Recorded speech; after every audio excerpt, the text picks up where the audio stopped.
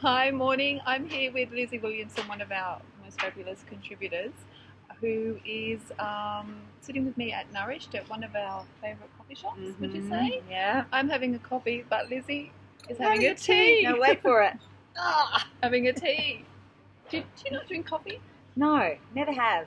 Why? Yeah, I just sort of never started. And then when I was waitressing years and years ago, I tried to like it, and because you sort of get there at 6 a.m. when you're 18 and trying to stay awake, and I just never liked the taste of it.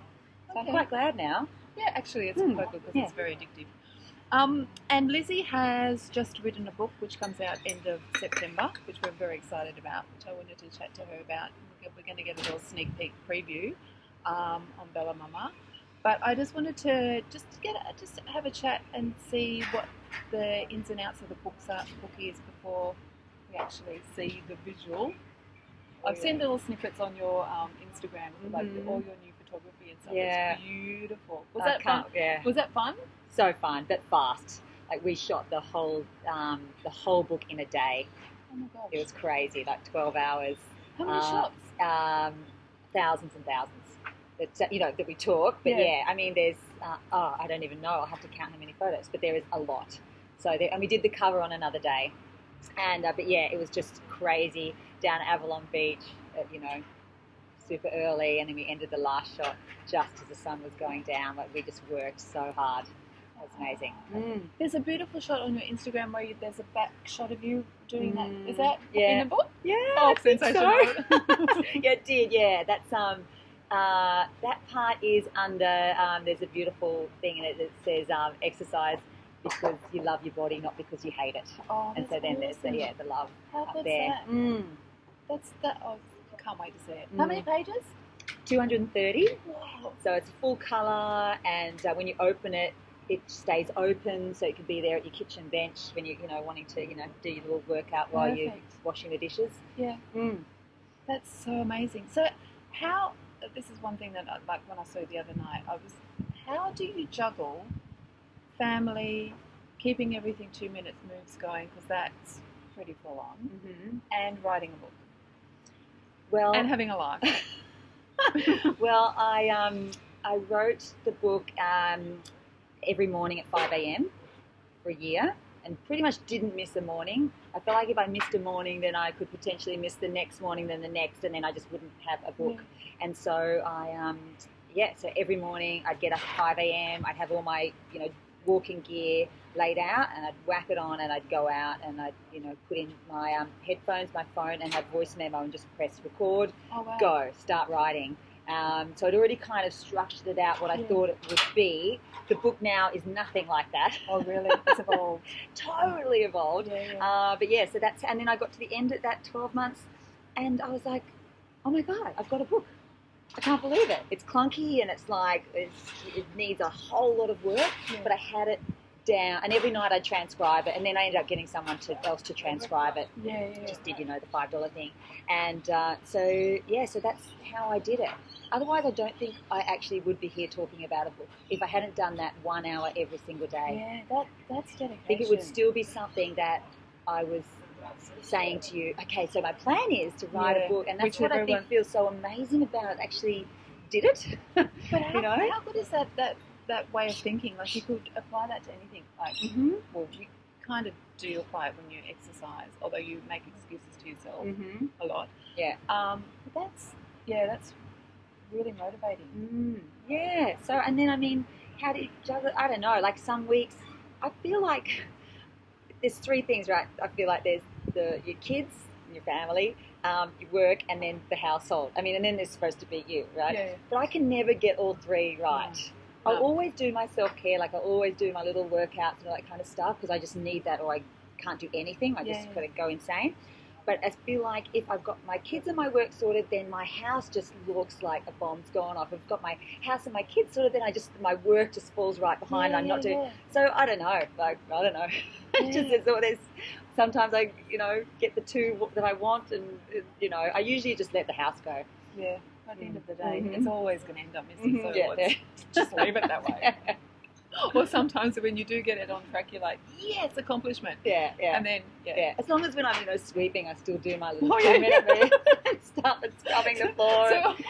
everything. 2 minute moves is your house cleaning. Yeah. Okay, what do I need today? The video, the shot of my videos are always kind of in the one spot in the kitchen, and that part is always really clean because I do this either massive clean up in that spot, or I do a workout and I film it where I'm actually cleaning. Yeah. So that's just a lovely clean Yeah, spot I know. in my house. I was thinking it'd be awesome to have an Instagram account because you always shoot, obviously, the perfect part of your house. Mm-hmm. If you just show a little bit, like if it was a little bit to the left. Yeah, I always do that in Instagram lives.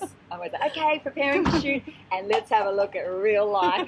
And I just turn around and my kitchen's just dishes, dishwasher. Yeah, yeah. Oh, hilarious. While I've got you, how did 2 minute moves come about? Oh, well, I was really at this really rock bottom place. My girls, I had a baby, toddler, and I had postnatal depression. Wow, didn't know that. Yeah, and so was that hard I didn't know I had it either. Okay, yeah. I just thought that I was totally failing as a mother, doing everything wrong. I was so ashamed of myself because I was feeling so dark. I was, punching walls. I was, stabbing knives in, cutting boards. I had this mantra in my head that was like, I'm going to kill myself. I'm going to kill myself. I'm going to kill myself. I would have Ruby, my little baby, in my arms, and think about throwing her out the window.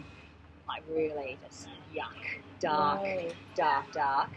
And but I just thought that there was something wrong with me. In terms of wrong with me because I wasn't this amazing mother that I thought I was going to be. Not wrong with me, oh, you might have depression, you might be depressed or something. Yeah. Just like, get over it. You've got no right to be feeling like this. And that's why I didn't go and get any help for so long, because I just thought I just felt so ashamed because look at all I had. I had beautiful, healthy children. I had a husband. I had a home, and so I finally went to the doctor, and she said to me, she told me I had postnatal depression and talked to me about options. But then she said, when you get on the plane, they tell you to put your oxygen mask on first before assisting others. That's what you have to do. And so that's when I went home, and I thought, okay, well, what can my oxygen mask be? And, when you're that rock bottom, you just don't feel like doing anything. Yeah. You just think it's all just too hard. Everything's too hard. That idea, of exercise or anything. But I just thought, okay, my oxygen mask can be movement. That was always my oxygen mask before I had kids. And I'd forgotten. I didn't think you were supposed to do anything for yourself when you were a mum. I thought it was all supposed to be for everyone else.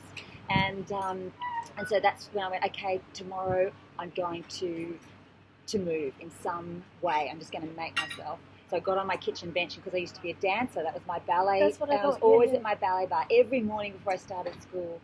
As a dancer, I had my little makeshift ballet bar down in my garage, no door, and everyone would walk past going, what's she doing? I just didn't care because I just loved it so much. It's just what I did. And so I went, okay, I put on play school for the girls and put my hands on my kitchen bench and just move. And so I just started doing these few little moves they used to do at my ballet bars, the leg bends, legs behind, and then, 2 minutes later they called out, and I had to go to them. But that's when I realized in that moment that was all I needed. That was my little thing. Like I just felt like this little feeling of hope, and that he was a little something that I could do. And so I just said, do it tomorrow. So I did the next day and the next, and I look back and I know that is what helped me take those first little steps. And I also, saw a counsellor and other things that I did like that. That was the main one, seeing a counsellor. But I just know that change of mindset, that this something was so much better than nothing, and that's all I needed to do. Wow. And then I started having, hearing from friends of friends that were having a really hard time as well, and they had depression. I thought, well, I can send them, I can do a little video of this move, like my little thing that I can give, my little gift to them, that maybe that might make them feel that little bit better. And so I just started filming them and sending them out, and then more people wanting them. Then I just went, this is what I want to do. If I could do anything, I would film these 2-minute workouts, and I would spread this message of these little things are the big game changers. Wow. So how long ago was that? That was a while That ago. was Before Instagram. 9 years ago. Wow. Mm. And it's just Well, 9 years ago I first started doing them, and then after a couple of years, that's when I started spreading them checking around. they're still on. Mm. Wow. And it's just grown and grown. Yeah. And you take classes as well, like one-on-one, not one-on-one, but you take group classes. No, I just do one-on-ones now. I don't do any groups. So I go and go round to people's homes and do my little half hour of power. So I come on in, let's go, whether they want to box, whether they want to just be on the floor and do sort of Pilates burn. Sometimes I've got their baby on my hip, and we just do like this half hour and just to try and help them feel really, really good. How empowering is that? Mm. And also it's I mean, it's amazing your videos, but to have you come into the house as well. Like every time I see you, I don't think there's been one time that I have seen you that you were not smiling. Oh. You are always like, you just like, just seeing you in the street, it's like, huh. Mm.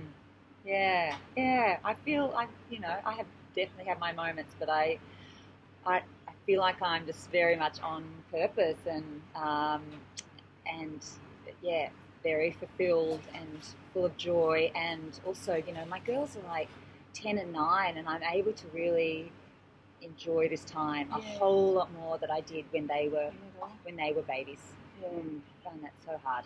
Yeah, because they're like little mini you, aren't they? Yeah. That's so cute. I know, and I couldn't work out why really my youngest was just, she was really full on, and she's so driven, had to do everything herself and all this stuff, and it just annoyed me so much. And then someone said that to me one day. I went, oh, okay. Oh, okay. I think that's how it works. The thing that other people that really annoy you the most is like the thing that you've got. Yeah. Mm.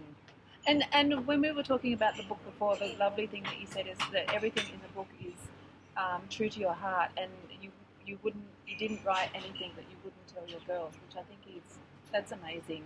Because and as we were saying, that you can be swayed into what would sell or what would be popular, but the fact that it's come from your heart, I think it's gonna be amazing. Yeah, well, that's a tricky thing when you're talking about exercise, because people come to me and they're like, okay, I want you to, do this with my thighs and do this with my arms and all that sort of stuff. And so I always had this, inner struggle that I'm at peace with now, because I was a dancer and I went through, had so many body demons and really hardcore. Really? Yeah. But you were never big, were you?